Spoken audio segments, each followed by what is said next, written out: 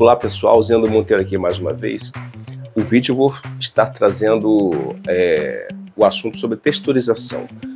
Embora seja no desenho, a gente tem que entender que antes que eu corra, é necessário que eu aprenda a andar. E a pintura, ela é uma corrida, ela é uma tarefa que exige mais complexidade, por mais paixão que você tenha. E aonde que eu treino isso? Aonde que eu treino as texturizações do desenho? Não importa qual seja a temática que você goste. O ideal é que você sempre evolua e faça um repertório diversificado. Mas o desenho é onde a gente começa testando, treinando e aprendendo as texturizações, para posteriormente conseguir fazer texturas assim, a rede, a madeira envelhecida, e você consegue fazer texturas. Aqui esse trabalho está ainda em fase de término.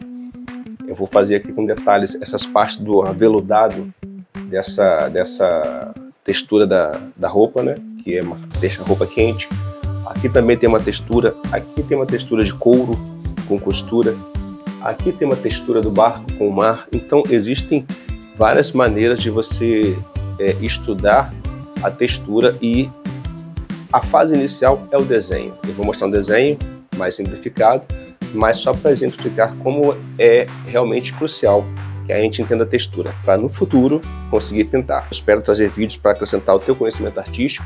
Se você gostar, deixa o seu like, compartilhe, me segue para ajudar o canal a crescer, porque é uma engrenagem difícil de girar, mas eu confio e acredito, e a paixão pela arte, né, graças a Deus, me move. Vamos lá? Vamos ao vídeo. Eu vou estar trazendo agora duas temáticas. Uma diz respeito aos personagens de HQ, e a outra é um tema que pode ser adaptado até para pinturas mais clássicas. Esse desenho, por exemplo, eu inicio fazendo ele com a demarcação, né, a divisão das pedras no personagem, no rosto do Coisa, do Marvel, né? Mas eu faço as pedras de maneira muito igual, né? Parece que só foram replicadas. Aqui eu já faço uma leitura mais individualizada de cada pedra, como se fosse, na verdade, aquelas divisões da pele da gente, onde você tem a pedra, na verdade, compondo a expressividade do personagem. É uma outra leitura, um outro tipo mais rico, mais detalhado de você executar o seu trabalho. Eu comecei a perceber isso em alguns desenhos de alguns ilustradores e pintores, que eu não me agradava a simplificação em trabalhos de continuidade, como histórias ilustradas. Parecia que havia uma corrida contra o tempo. E já nos trabalhos individuais, eu percebia que os detalhes eram muito mais ricos, pôsteres, por exemplo. Então, é uma leitura que a gente observa, eu acabei aprendendo por observação, e realmente cria um efeito totalmente diferente para sua arte. Você vai aqui, nesse caso, trabalhar a textura também individualizando cada parte de sombreamento. Você não faz as sombras de maneira que um traço de rachura cubra todas as pedras, mas cada pedra preserva uma certa individualidade. Como a pele, né? Como se fossem as transições de sombreamento na pele ou numa textura. Isso vai criar realmente um efeito muito mais detalhado, embora seja um desenho feito à caneta, que você pode utilizar no sketchbook de maneira simples. A simplicidade do material não vai deixar você perder a complexidade e a sofisticação do traço. Então, você pode fazer isso no sketchbook, no caderno de folhas que você tenha de rascunho, treinar esse tipo de textura individualizada, como se você estivesse fazendo micro desenhos dentro de um desenho inteiro. Eu não sei se você consegue perceber que a expressão fica muito mais intensa, a sombra fica muito mais contrastante e cria um efeito visual totalmente diferente. Esse desenho eu estou fazendo numa folha, né, para poder fazer uma demonstração. Não é um desenho de arte final, mas isso adaptado a um desenho completo, você vai fazer realmente uma valorização muito grande dos contrastes e da textura e da narrativa de efeito visual que você quer causar. Observe como fica bem mais expressivo quando você individualiza essas texturizações.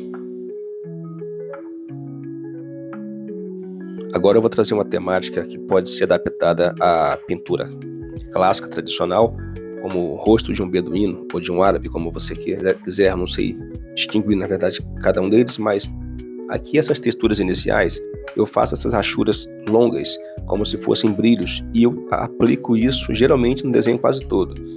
É uma forma de leitura que eu percebia que eu via que não tinha muito mistério, não me prendia a atenção. Embora você consiga fazer trabalhos bons com esse tipo de traço, que é uma textura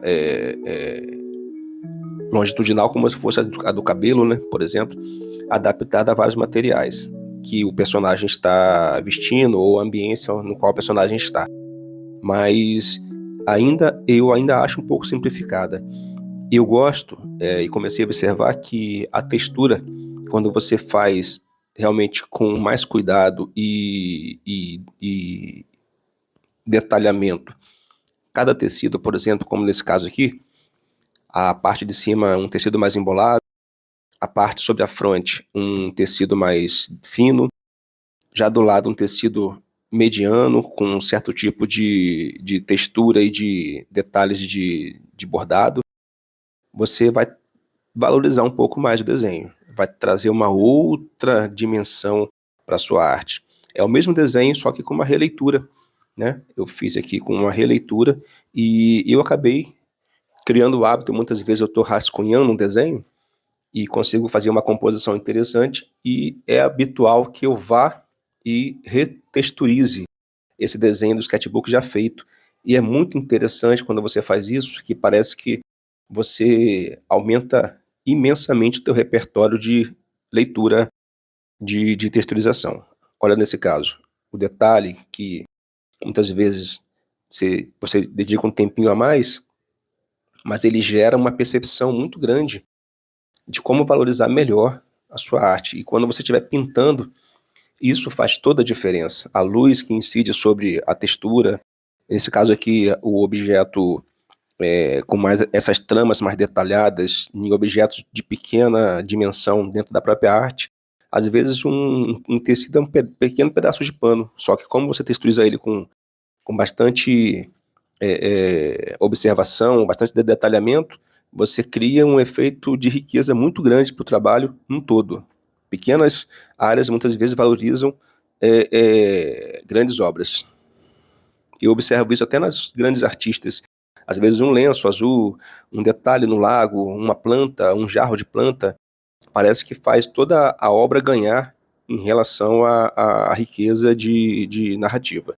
Esse é o vídeo de hoje, eu espero que tenha te acrescentado, que ajude você a melhorar a sua arte, e eu te convido a seguir para mais, deixar seu like, comentar o que você achou. É um prazer compartilhar minha arte com vocês. Até os próximos vídeos.